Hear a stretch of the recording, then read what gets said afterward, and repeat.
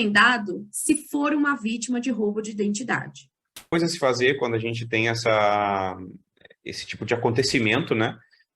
Quando a gente fala, por exemplo, de dados bancários, trocar todas as senhas de cartões de crédito, né? Comunicar a operadora do cartão, o banco, né? Se a gente está falando, por exemplo, de e-mail, trocar senhas do e-mail, das redes sociais. A gente até não falou aqui das redes sociais, mas também é um outro meio muito forte por onde os fraudadores têm entrado. Então, as redes sociais, seja elas as redes que vocês utilizam, então troca de senha, né, das redes sociais.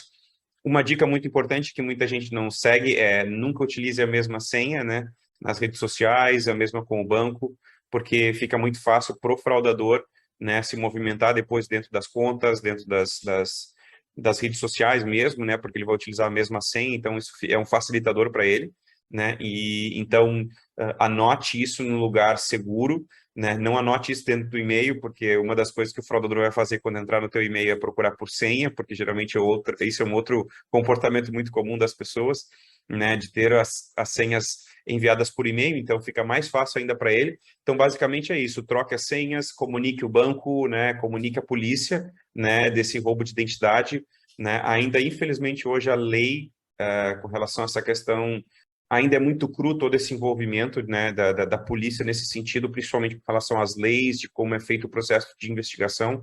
Então, mas comunique que é importante e troque todas as senhas, enfim, comunique o banco, e assim como eu comentei, né, que seria o principal item a se fazer. Como é feita a investigação para encontrar os autores desse tipo de crime? Isso é um grande desafio, eu diria, porque envolve uma série de pessoas, talvez, né? Porque quando a gente fala de roubo de identidade, se envolve a polícia, envolve pessoas da área técnica, né?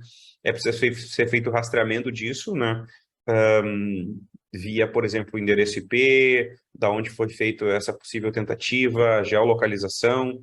Só que muitas vezes existem técnicas que os atacantes, né, o cybercriminoso pode fazer para burlar isso, né? Então, depende muito de quem vai realizar essa investigação, né? As empresas hoje utilizam mecanismos para tentar burlar e proteger, né, as pessoas físicas, digamos assim, ou seus funcionários, né, para evitar esse tipo de ataque, mas a investigação em si como um todo, ela é um processo mais complexo, porque, como eu comentei, eles vão ter que tentar verificar da onde veio essa origem dessa fraude, porque muitas vezes o fraudador em si, ele está usando um dado que foi fornecido pela pessoa de uma forma ingênua ou sem conhecimento. Então, ele está usando o próprio dado da pessoa. Então, por exemplo, se ele foi um saque, por exemplo, de dinheiro numa agência bancária, eles vão tentar verificar, por exemplo, imagens de segurança, de vídeo, né, para ver se conseguem rastrear a pessoa. Se for um roubo, por exemplo, à internet, eles vão tentar fazer localização pelo endereço IP, como eu comentei, que é uma referência do endereço não físico, mas online. Então, tem uma série de práticas que podem ser feitas, né, para tentar localizar. Mas hoje, justamente, os fraudadores, eles têm utilizado outras técnicas para dificultar isso.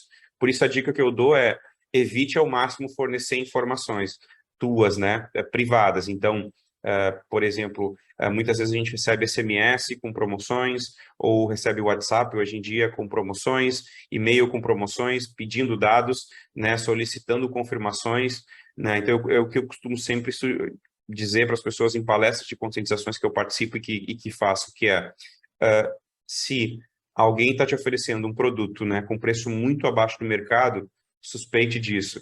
Outra coisa, se você não tem conta num determinado banco, não tem por que esse banco te oferecer um cartão de crédito, porque hoje em dia, no Brasil, o processo de oferecer um cartão de crédito ele é baseado num score financeiro.